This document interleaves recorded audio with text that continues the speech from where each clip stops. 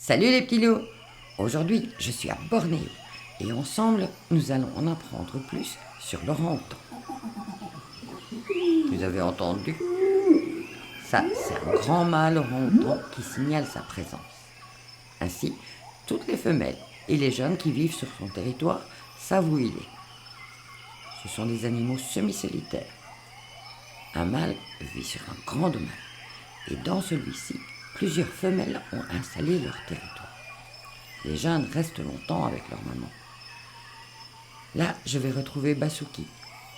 Il m'a donné rendez-vous pour vous raconter comment il vit. Hé, Nori, je suis là. Ben, où ça? En plein dans le mille. Je suis vraiment le meilleur. Aïe! C'est toi qui m'as lancé une branche? Allez, grimpe, on va se balader. Mais dis donc, ça fait mal et c'est pas gentil. Tu peux pas plutôt descendre? Je vais avoir le vertige, moi, là-haut. La poule mouillée. Je suis pas une poule mouillée. Mais j'ai pas des grands bras comme toi pour me tenir. Non. Et t'as pas de main non plus. Nous, les orang-outans, on a des très longs bras. Debout, on peut toucher le sol avec les mains sans plier les jambes. Et on a des mains et des pieds avec des doigts, comme les humains. Et tu t'étonnes que moi, avec mes petites pattes, je sais pas me tenir aux branches. Et ouais, meuf. Nous, on se déplace de branche en branche. On appelle ça la branchiation. Et on est de la famille des hominidés. Des hominidés. Tu sais rien de rien, en fait. Ah ça va, hein? Je suis qu'un chat. Tu m'expliques, s'il te plaît? Ok, bon. Les hominidés sont des grands primates. Avec les gorilles et les chimpanzés et les hommes, on forme une grande et belle famille. Il y a aussi les gibbons, mais eux, ils sont tout petits par rapport à nous. Tu es de la même famille que mon maître Lionel, alors?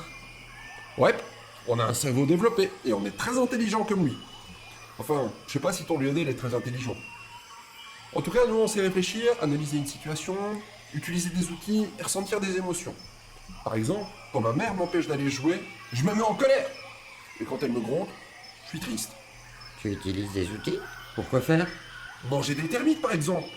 On plonge un bâton dans la termitière et quand il ressort, il y a plein de termites dessus. Il n'y a plus qu'à lécher. C'est bon. Ça chatouille dans la bouche. Alors, quand il pleut, on prend une grande feuille de bananier pour s'abriter. Comme un parapluie. Et tu ne manges que des termites? Non, on mange surtout des fruits ou des feuilles. Tiens, il m'en reste un peu de durian. Tu veux goûter? C'est quoi? C'est un fruit d'ici. Bah, ça pue! Oui, mais c'est bon. Viens, je vais te montrer mon nid. Tu as un nid? Comme les oiseaux? Ah, évidemment. Dans quoi tu veux que je dorme sinon? Je me construis un nouveau nid tous les jours. Mais le mien mesure jusqu'à 3 mètres de diamètre. C'est ma mère qui m'a appris à le faire. Bien haut dans les arbres pour être à l'abri des prédateurs. Et elle t'a appris quoi d'autre? Plein de trucs. Grimper aux arbres, utiliser une feuille pour récolter de l'eau et boire. Quelles sont les choses qu'on peut manger ou pas? Comment se défendre? Se protéger? Tout ce que j'ai besoin de savoir pour vivre dans la forêt, quoi. Tant que j'ai pas au moins 7 ans, je dois rester avec elle pour tout savoir. Après, je pourrais vivre ma vie de mec solitaire. C'est qui tes prédateurs? Toi, si tu veux vivre vieille, tu ferais bien de suivre les leçons de ma mère. Ceux qui nous chassent, c'est les tigres ou les panthères nébuleuses. Mais le plus dangereux, c'est l'homme. Ouais, Mitsuke, un pandaro que je connais, m'a dit la même chose. Il t'a dit que les hommes détruisaient la forêt pour construire leur maison et faire leur culture? Oui, et aussi qu'il le chasse. Pareil. T'imagines un orang-outan dans la maison de ton Lionel?